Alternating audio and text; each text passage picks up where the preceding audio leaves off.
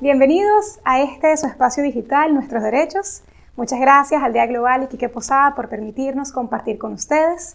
Mi nombre es Saraí Maza, yo soy la directora ejecutiva de una fundación de derechos humanos que se llama Guardians of Human Rights.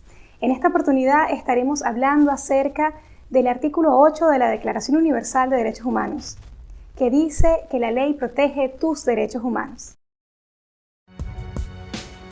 Ley. Regla o norma establecida por una autoridad superior para regular, de acuerdo con la justicia, algún aspecto de las relaciones sociales. Proteger. Hacer que una persona o una cosa no reciba daño o no llegue hasta ella algo que lo produce. Todos tenemos el derecho de pedir a la ley que nos ayude cuando hemos sido tratados injustamente. En este siguiente segmento, junto a Iquique Posada, estaremos entrevistando a Ángela Giraldo, quien nos contará su testimonio tras el secuestro y asesinato de su hermano por parte de la guerrilla, cómo ha transformado su vida en pro de la paz y los derechos humanos.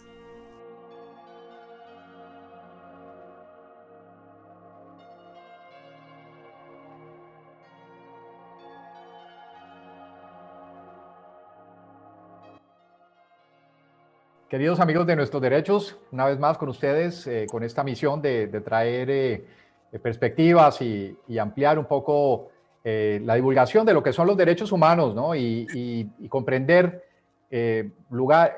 ocasiones en las que es necesario saber más y sobre todo tener lecciones importantes para lo que se viene, ¿no? Y bueno, nos acompaña Saraí Maza, como siempre. Saraí, bienvenida.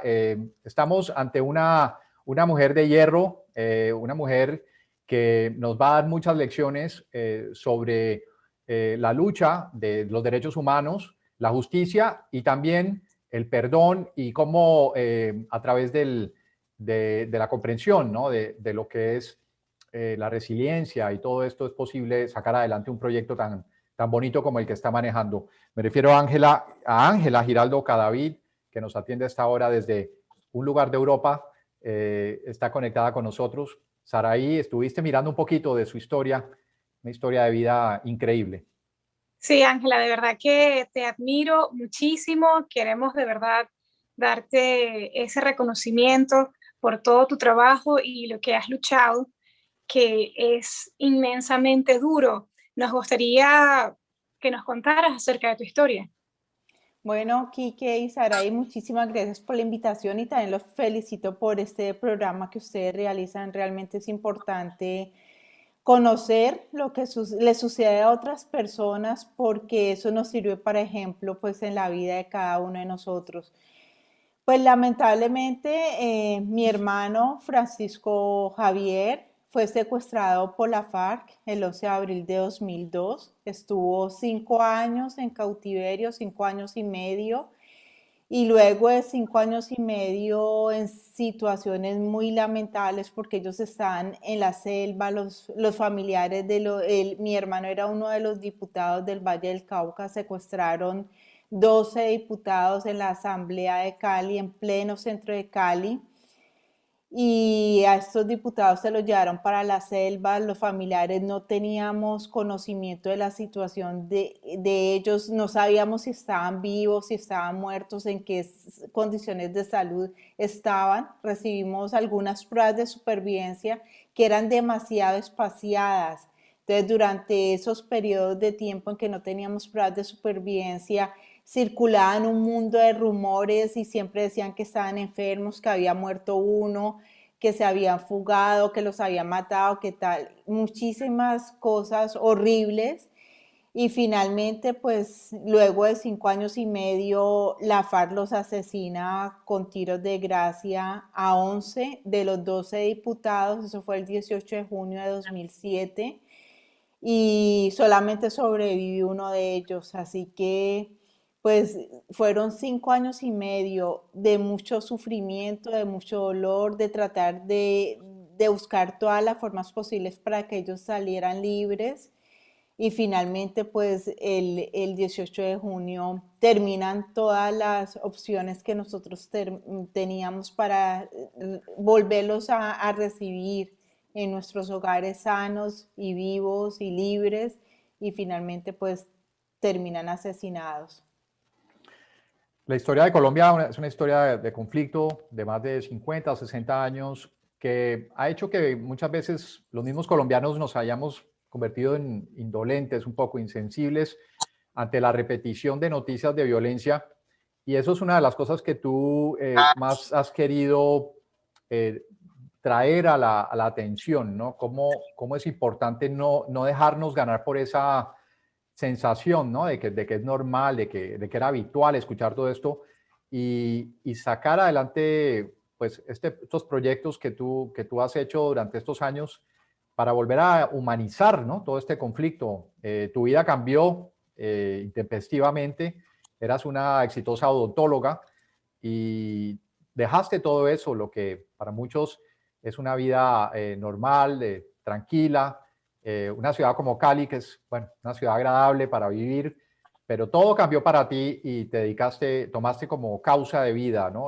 Primero, saber más sobre los secuestrados y luego, después de lo que nos cuentas, de ese asesinato, que no es otra cosa, pues llevar conciencia sobre el tema del secuestro, ¿no?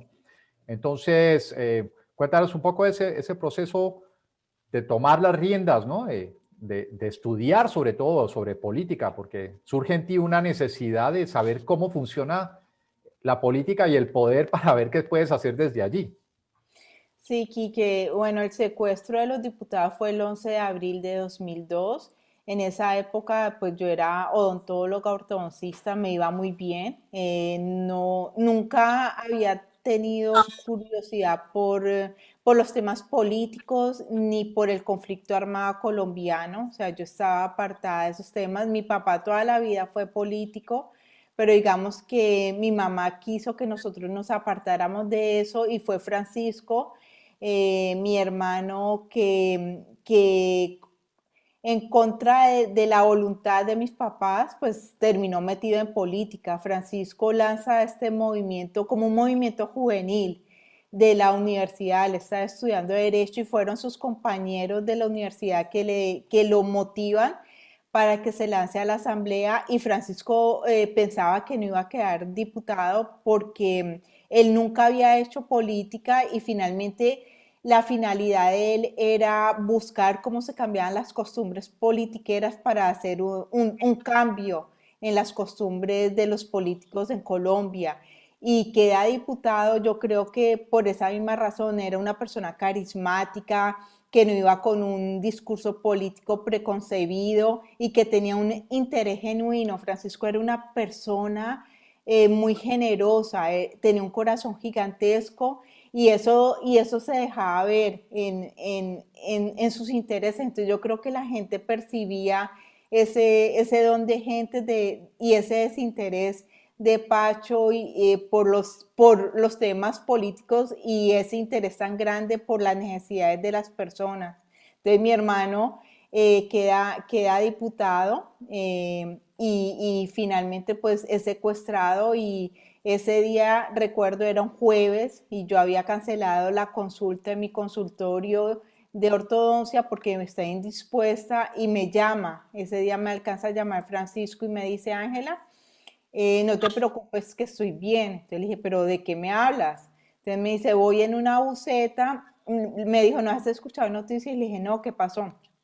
Me dice, pusieron unas bombas en la Asamblea Departamental del Valle. La asamblea queda en todo el centro de Cali, al lado de la gobernación, o sea, en todo el centro, y colocaron unas bombas en la asamblea, nos están evacuando unos militares y voy para la tercera brigada y en ese momento se cae la llamada.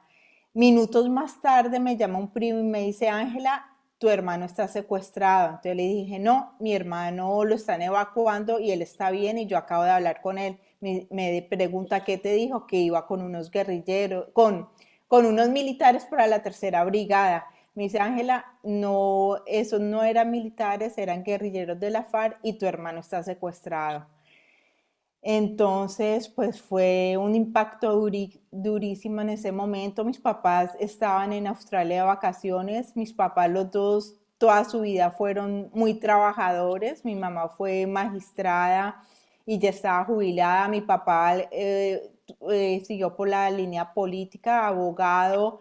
Luego fue concejal, fue alcalde, fue secretario de Educación, secretario de Gobierno y había sido senador, también ya estaba jubilado y ya estaban disfrutando como de sus vacaciones y los dos estaban en Australia cuando yo recibo esta noticia y pues obviamente no sabía cómo avisarle a mis papás. Me voy para la tercera, para el Gaula, que son los encargados de hacer seguimiento a los temas de secuestro. Me dice, no se preocupe, que su hermano en 48 horas está de regreso. Yo les pedí que no fueran a parar esa persecución porque si los dejaban salir ellos los tenían rodeados. Si los dejaban salir, yo sabía que no íbamos a volverlos a ver. Y finalmente, pues empezaron los combates y algunos pidieron que cesara la persecución. Yo volví a hablar con mi hermano ese mismo día en la noche. Me dijo que él estaba tranquilo después de dar muchas vueltas por todo Cali porque había mandado una nota con algunos de los... La FARC los secuestra, pero secuestró también a las auxiliares. Entonces la FARC ese mismo día libera unas auxiliares y mi hermano manda una nota con una de ellas. Y yo ese día salgo pues a buscar la nota y llego a la casa de la esposa de uno de sus compañeros que estaba secuestrado y en ese momento recibo otra llamada de mi hermano y me dice, pues obviamente me sorprendí yo, Pacho, y me dijo, sí, Ángela, conserva la calma, yo estoy bien, habla con tales personas, no te preocupes, no te estreses. Mi hermano era tan especial que él nunca se preocupaba por él, sino por el sufrimiento que él podía ocasionarle a los otros. Entonces me dice a mí, conserva la calma y no te preocupes. Y en los videos que mandan de las pruebas de supervivencia, él se preocupaba era por el sufrimiento que nos estaba ocasionando a nosotros. Entonces, pues obviamente a mí me toma todas estas cosas por sorpresa y mi papá se dedica en ese momento a tratar de buscar la liberación y a los 4 meses no aguantó más. Mi papá era una persona muy fuerte y fue primera vez en mi vida que yo lo vi totalmente devastado. O sea, jamás en mi vida yo pensé que mi papá pudiera sufrir de esa manera y verlo consumir por el sufrimiento. Eso no se me pasó porque siempre que él tenía derrotas, él estaba muy bien y él no se dejaba llevar, él siempre era positivo, era fuerte y no se dejaba llevar. Y esto consume por completo a mi papá. Mi papá alcanza a viajar a las montañas de Colombia y se reúne con uno de los guerrilleros, con Pablo Catatumbo.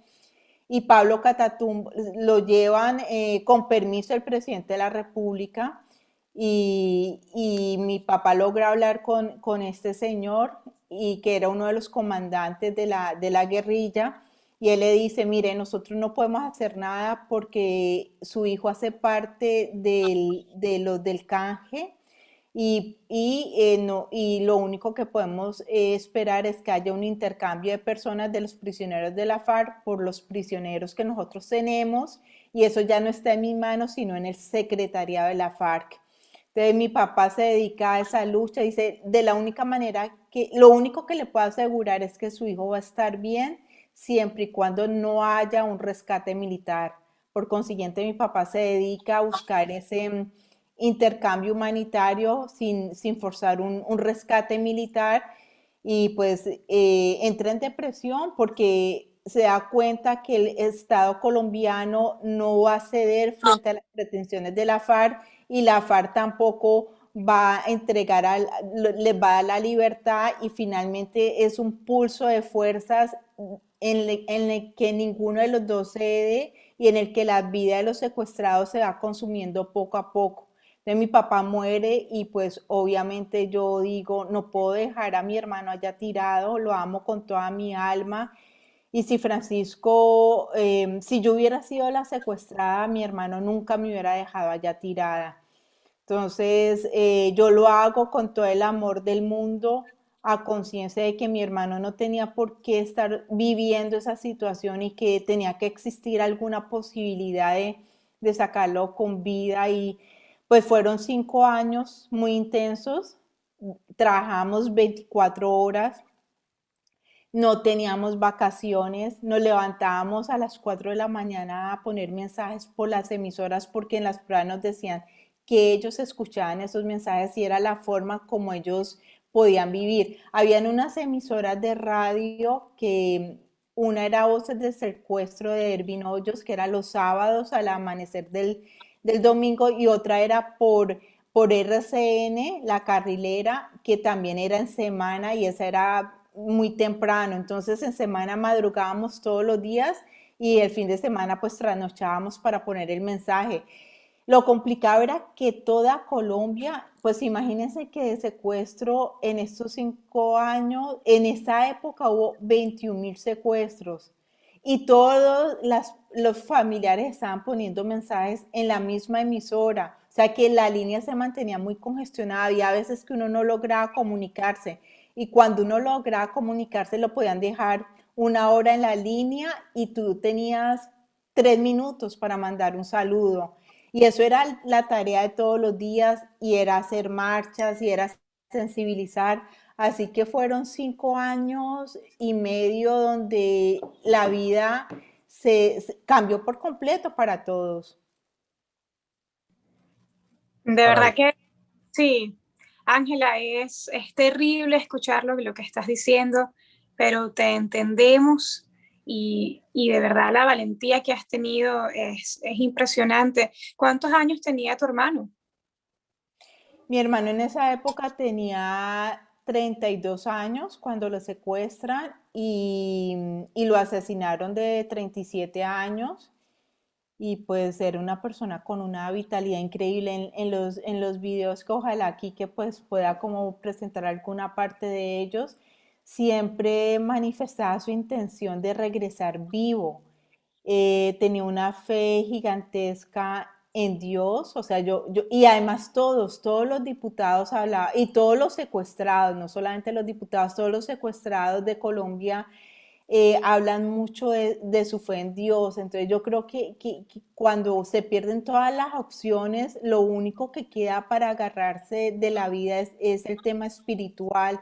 Entonces vemos como a pesar de que ellos no eran eh, pues muy religiosos, ellos reafirman sus creencias espirituales para poder seguir con vida y eso es lo que les da la esperanza de continuar y eso es reiterativo en los mensajes que envía mi hermano, siempre con intenciones de regresar sano y salvo, siempre lo que me llama más la atención es que en el penúltimo mensaje que él nos envía dice que él ha perdonado a todas las personas que tanto sufrimiento nos han ocasionado y que la paz inicia por cada uno de nosotros. Así que a pesar de todo lo que estaba viviendo, porque ahora que nos hemos dado cuenta que la FARA empezaba a contar cómo los tenían, en qué condiciones los tenían allá en el secuestro, que eran unas condiciones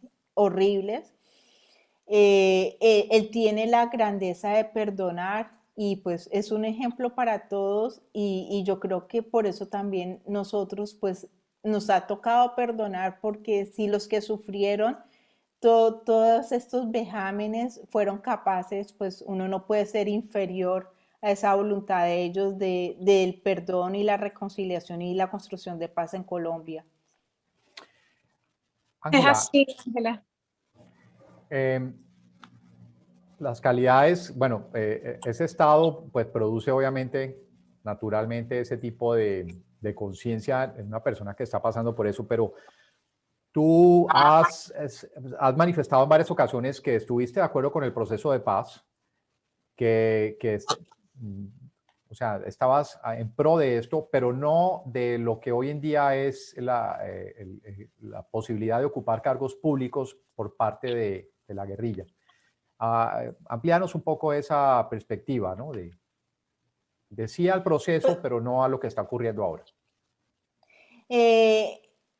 Digamos que el proceso de paz era necesario para Colombia y sentíamos los familiares de los secuestrados y los que salieron libres, porque muchos siguen apoyamos el acuerdo de paz. Era la única manera de poner fin al secuestro y era que la FARC entregaran las armas y que ellos pudieran poner fin a este conflicto. En los primeros años se vio como los muertos asociados al conflicto armado disminuyeron de manera categórica y el secuestro político pues terminó por parte de la FARC, que era pues la guerrilla más antigua de la región de América Latina, una de la más antigua de América Latina, y esto era algo muy importante tanto para Colombia como para estabilizar la región. Entonces el acuerdo de paz era algo que había que hacer, era mucho mejor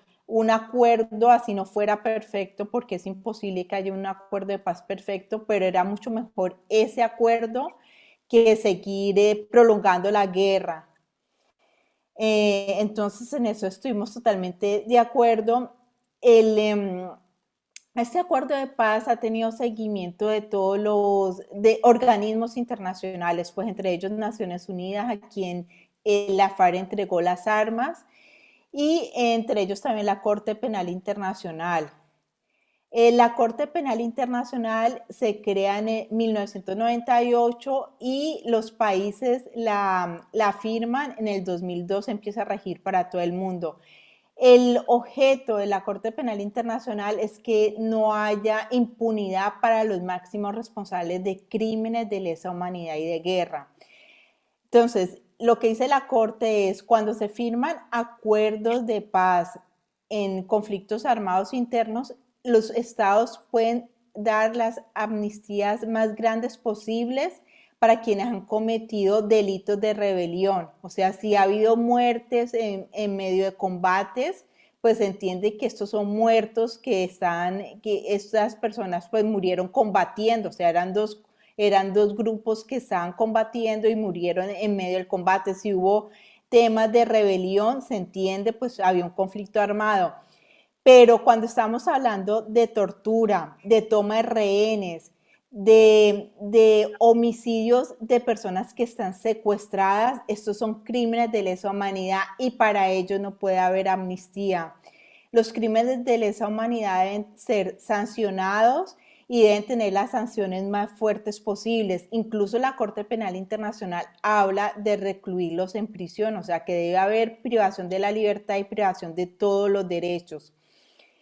Y se establecen máximos responsables. En Colombia existen 9 millones de víctimas. Sabemos que pues no puede haber una investigación y no se pueden juzgar ni sancionar los responsables de 9 millones de víctimas de más de 50 años de conflicto armado.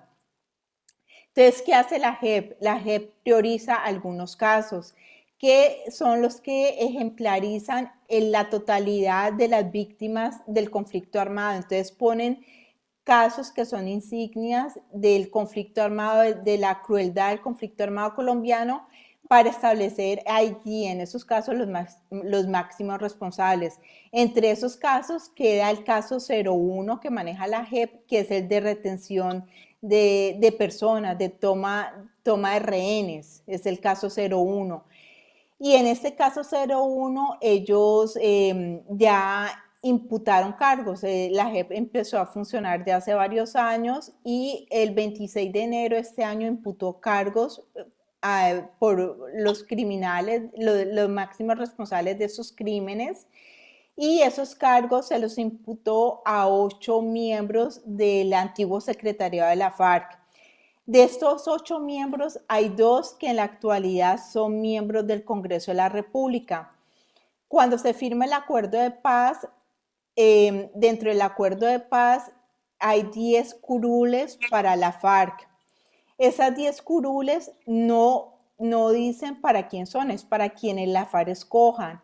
Pero obviamente quienes están imputados por crímenes de lesa humanidad, que son los crímenes más graves contra la humanidad, internacionales más graves, estas personas tienen que cumplir con las sanciones, y la Corte Penal Internacional exige que estas sanciones, que las personas que están cumpliendo con estas sanciones estén 100% en el cumplimiento de la sanción. Es la forma de que descuenten el tiempo.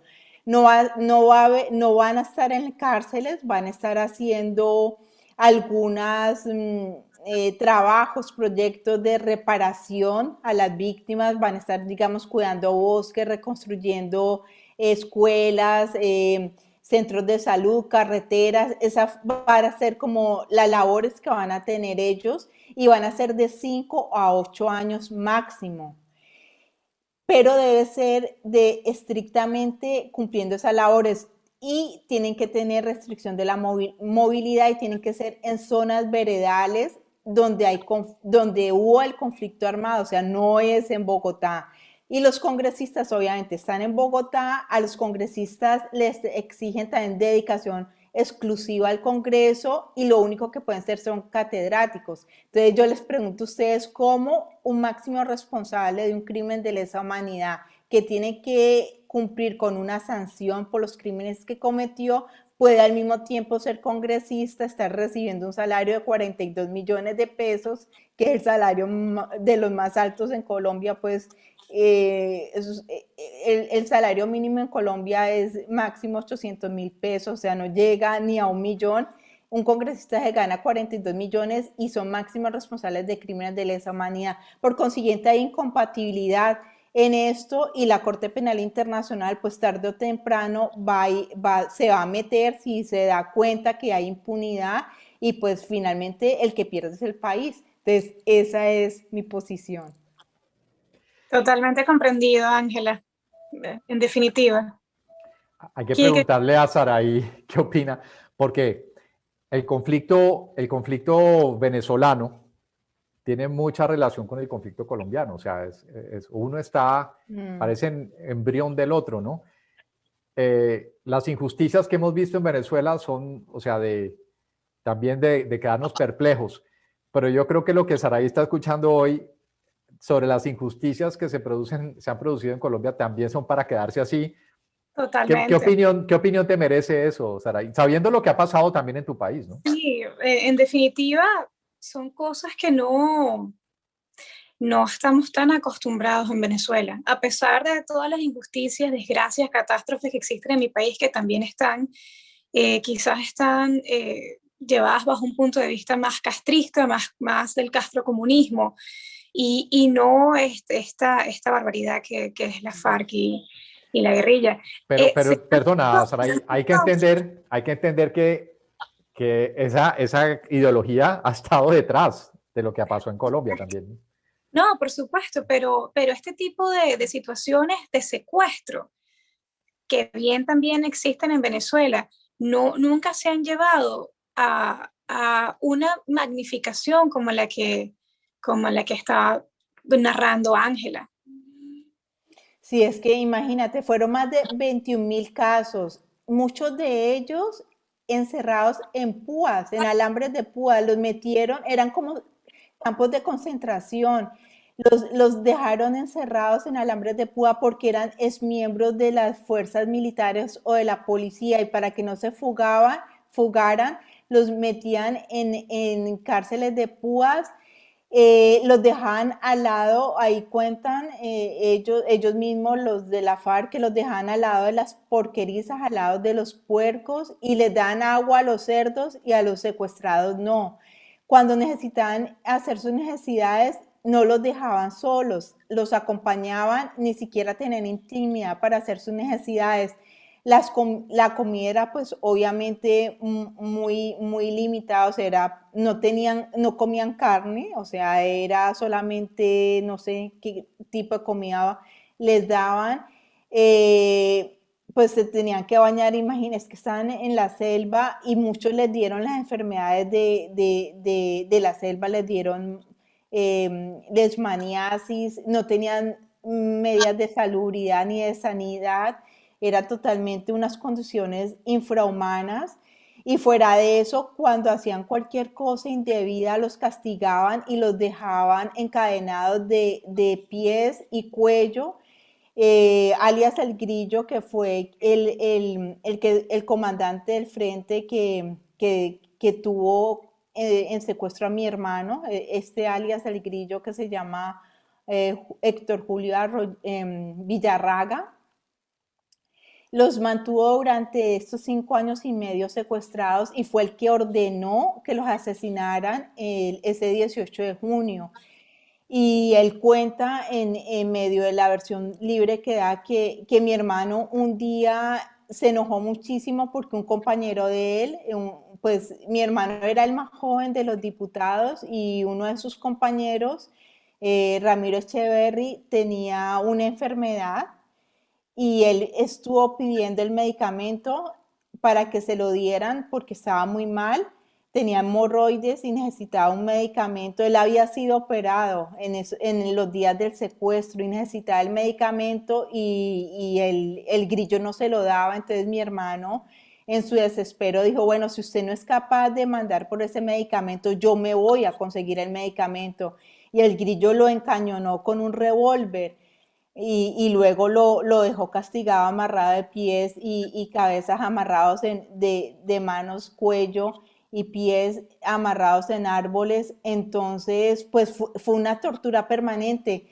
También cuenta que caminaban por 12 horas seguidas, sin parar, porque en esa zona había persecución militar y les tocaba estar cambiando de campamento y los ponían a caminar hasta 12 horas seguidas, pues personas que nunca habían estado en esa situación y que no estaban condicionados para la guerra ni para estar en medio de la selva, los ponen a caminar 12 horas seguidas sin parar, con mala alimentación, sin tener agua, en unas condiciones totalmente inhumanas. O sea, para mí lo que nosotros vivimos en Colombia es algo muy parecido a lo que hicieron los nazis con los judíos en la Segunda Guerra Mundial, o sea, esos campos de concentración, ese exterminio, y además también porque la FARC finalmente termina incriminando a personas y ellos no conocían a los diputados, los secuestran porque hacían parte del Estado colombiano, pero no tienen en cuenta que esos eran personas de la región. Ellos, la FARC está en contra de la oligarquía, según ellos así nombran, de la oligarquía colombiana y estaban en contra del Estado colombiano y secuestran a los diputados porque eran diputados, o sea, sin conocerlos, sin saber nada de ellos. Entonces, es una estigmatización simplemente porque hacían parte del Estado sin conocer, sin saber qué tipo de personas eran, quiénes eran sus familias, qué trabajo estaban haciendo por el departamento. Así que para mí esto es muy parecido a lo que se vivió en la Segunda Guerra Mundial y el exterminio nazi contra los judíos. Ángela, sí, en ese punto creo que tienes toda la razón, Ángela, y también el término correcto a usar, que sería exterminio, que de hecho es, si mal no recuerdo, el artículo 7, numeral C del Estatuto de Roma, que es el documento constitutivo de la Corte Penal Internacional. Sí, de acuerdo. Te quería preguntar, ¿estos casos los has llevado ante la Corte Penal Internacional? ¿Has hecho alguna acción internacional de ese tipo? Pues te cuento que estoy en Ámsterdam, estoy muy cerquita de La Haya para ir y sí he tenido muchas intenciones de pedir una cita con la fiscal Fatou Bensouda, con la fiscal general de la Corte Penal Internacional. Sí los llevaron, estos casos los llevaron, Pay Libre los llevó, Pay Libre era una organización que hacía seguimiento a los temas del secuestro y País Libre llevó muchísimos casos del secuestro a la Haya, tienen conocimiento, y cuando fueron asesinados los diputados, que además hubo unos peritos de la OEA, el presidente en ese momento era Uribe, y él pidió que fuera la OEA quienes hicieran las investigaciones forenses del asesinato. Todos estos resultados de las investigaciones forenses también se llevaron a La Haya. La Corte Penal Internacional hizo seguimiento al acuerdo de paz y presentó algunas observaciones que no fueron tenidas en cuenta. La Corte Constitucional finalmente termina reglamentando el acuerdo de paz y hace caso omiso a las observaciones en lo relacionado con los máximos responsables de crímenes de lesa humanidad y de guerra. Y ellos hacen justamente las observaciones en el tema de quiénes deben ser los máximos responsables y cómo no puede haber impunidad para ellos. Pero la Corte Constitucional se salta estas observaciones, no las tiene en cuenta y finalmente termina decretando, y por eso es que algunos miembros de la FARC, que son máximos responsables, hoy ocupan curules en el Congreso de la República. Así que nosotros hemos pedido que haya una veeduría internacional por parte de la Corte Penal Internacional y sí quisiera ir a hacer seguimiento al proceso en La Haya. Okay. Ángela, bueno, una pregunta de pronto es ambiciosa porque me imagino, pone como en perspectiva todo para ti, lo que has vivido. Por un lado, ¿qué relación sientes tú que hay entre no conocer los derechos humanos, ¿no? O sea, cómo este derecho fundamental, que es la libertad, pues tan violado de la manera pues, más brutal, y cómo también has manejado el tema del perdón, ¿no? Como para poder continuar viviendo, ¿no? Es como una pregunta combinada. Por un lado, o sea, la ignorancia que la mayoría de la humanidad tiene con relación a los derechos, si eso crees que haría una diferencia en el estado de cosas. Y ya por lo que escuchamos, en un mundo donde no se ve la justicia, porque posiblemente suceda, posiblemente no, ¿qué hacer ante tanto dolor, ante tanto exabrupto, ¿no? De cómo lidiar y cómo procesar todo eso para que haya una lección que nos podamos llevar, si se quiere, ¿no? De todo esto. Quique, bueno, de todas maneras yo tengo mis esperanzas puestas en la JEP y yo confío en que ellos puedan implementar justicia. Se trata de una justicia transicional, es una justicia simbólica, si se quiere decir, pero si esta justicia se aplica con rigor y si las condenas que ellos dictan se ciñen a los estándares internacionales, estoy segura que eso va a servir para la construcción de paz y la reconciliación en Colombia. Así que yo aspiro que la JEP entienda la responsabilidad que tiene en sus manos y que termine imputando cargos a los máximos responsables y dictando sanciones que se ajusten a estos estándares internacionales. Yo sigo con mi fe puesta en la JEP. No se van a juzgar los responsables de 9 millones de víctimas que existen en Colombia, pero sí se van a juzgar los máximos responsables de los casos que ellos han seleccionado, que son los que ejemplarizan el conflicto armado y los que recogen este universo de víctimas. Con relación al perdón, el perdón es algo personal y pienso que uno lo hace porque uno no puede vivir con odios en su corazón y uno de alguna manera tiene la necesidad de continuar viviendo. Entonces es como si uno estuviera sumergido en el agua sin poder respirar y de un momento a otro tú dices, necesito salir a flote y necesito respirar. Y tú haces eso y tú perdonas para poder seguir viviendo porque no puedes dejar que tu corazón siga encarcelado por odio, rencor, venganza. Entonces, lo que yo pido de justicia no lo hago por mí, porque yo sé que no existe ninguna justicia que pueda reparar el daño que se me ocasionó, no existe nada que devuelva la vida de mi hermano, que es lo que yo quisiera que sucediera. Nada lo va a regresar a la vida, lo perdí para siempre, lo perdimos para siempre y de alguna manera pienso que él donde está feliz y está libre y no está secuestrado, él allá es libre, es feliz y goza de una tranquilidad y de una paz eterna. Entonces, la justicia que yo pido no la pido por mí, yo la pido para las próximas generaciones, para que podamos reconstruir nuestro país, para que no sigamos matando. O sea, yo siento que si no se establece esta justicia, los que se creen dueños de hacer justicia por sus propias manos lo van a hacer y van a tener argumentos porque van a decir aquí hubo impunidad y nosotros nos vamos a encargar de que haya justicia. Entonces, la justicia que yo pido es justamente para evitar que se continúe con la violencia y que se perpetúe este conflicto armado, es para que se cambie este círculo vicioso de guerra, de violencia, de venganza, de muerte y se construye un círculo virtuoso de perdón, reconciliación y paz. Esa es la justicia que yo pido, no consciente de que no existe nada en el mundo que logre reparar el daño que ya fue ocasionado, pero que las próximas generaciones se merecen vivir en un país mejor al nuestro y nosotros tenemos la responsabilidad. Si nosotros no somos capaces de ayudar a mejorar esta situación, vamos a quedar en deuda con las próximas generaciones. Ángela, ¿qué iniciativas estás haciendo en este momento para construir esa justicia, esa paz que es tan necesaria?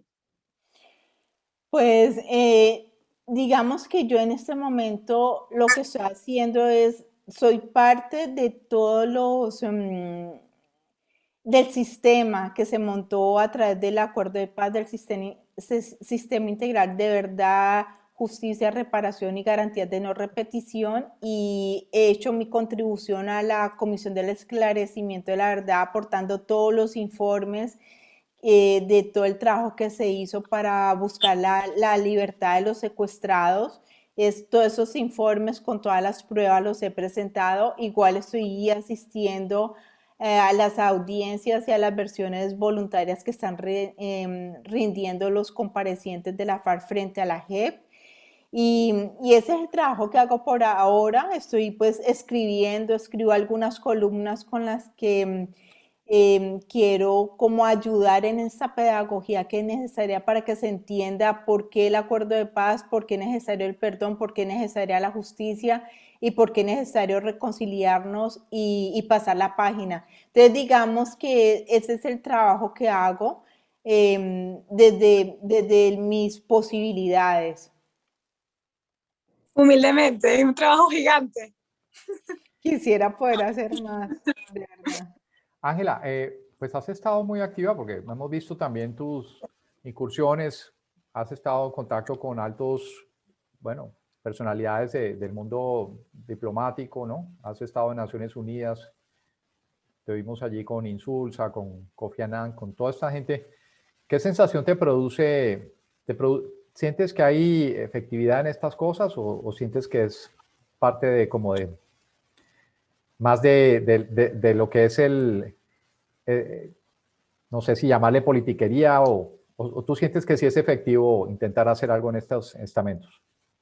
Pues yo pienso que es importante, pienso que las Naciones Unidas se constituyeron justamente después de 2 guerras mundiales, justamente para evitar que el hombre siga acabando con el hombre. Entonces, esa es la finalidad del sistema de Naciones Unidas, que finalmente, pues sí, termina siendo una gran burocracia internacional, pero que tiene que haber algo que esté por encima de las constituciones nacionales y que permita que los estados respeten estas normas humanitarias.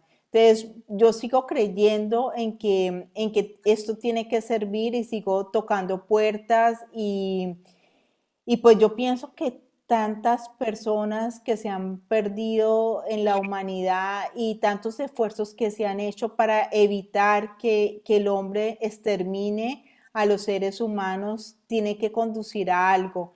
Es lento, pero creo que vale la pena hacerlo, creo que vale la pena fortalecer estos organismos internacionales que permiten pues regular las constituciones. Son tratados internacionales que son supraconstitucionales y que de alguna manera pueden en algún momento dado ejercer algún tipo de control. Así nosotros no lo veamos de manera inmediata, pues sí esperamos que tenga algún beneficio a largo plazo. Excelente, Ángela. Vale, muchísimas gracias por haber compartido toda esa situación que pasaste y también pasó tu familia y esperando que esto sirva para todos esos propósitos que estás mencionando, que también son nuestros. Muchísimas gracias a ustedes y mis felicitaciones inmensas por el programa. Gracias, Ángela. Mira, realmente el programa sí ha sido de verdad un éxito y yo me siento muy feliz de ser parte de él y de trabajar, de estar al lado de Saraí.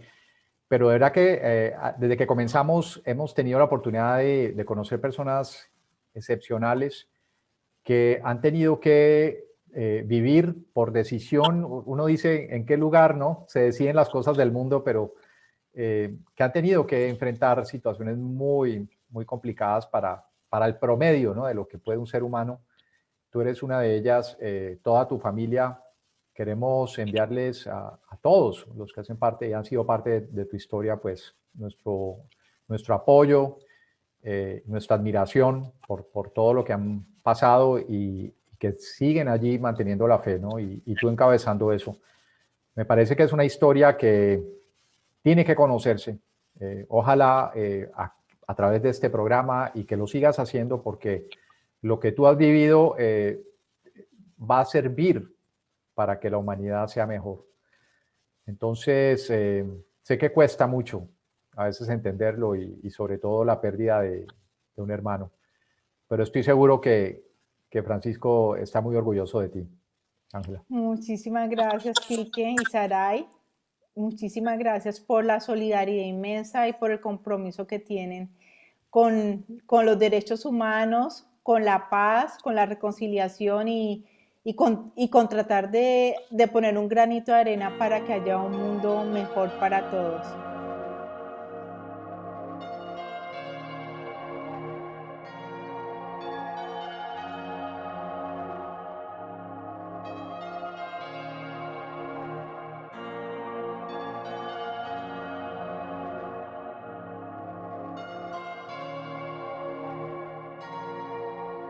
Muchas gracias, Ángela Giraldo, por compartir ese testimonio de vida tan difícil. Gracias a Quique Posada y Aldea Global TV por permitirnos este espacio para estar con ustedes. Si quieren saber más información acerca de los derechos humanos, nuestras redes sociales y nuestra página web es gohrfoundation.org, GOHR en todas las redes sociales. Ahora los voy a dejar con un fragmento de un video muy importante. This is a story about human rights. For those that don't know, you need to. Yo, a starving artist, but his lyrics so worldwide. His friend and manager was a snake in disguise, and he was bitten. His song sold without his permission. Saw his record on the shelf, the snake had stolen his vision. But knowing his rights, he could protect himself. Fair treatment by fair courts, he got the law to help. The other dude just sunk weak, looked like a punk. Could hardly open his mouth and speak, popping that junk. You better get up, stand up, if you've been done wrong. You better stand up for your rights like that Marley song. Get yourself represented, lawfully defended. Know your human rights, don't ever surrender. No, don't ever surrender. Yeah.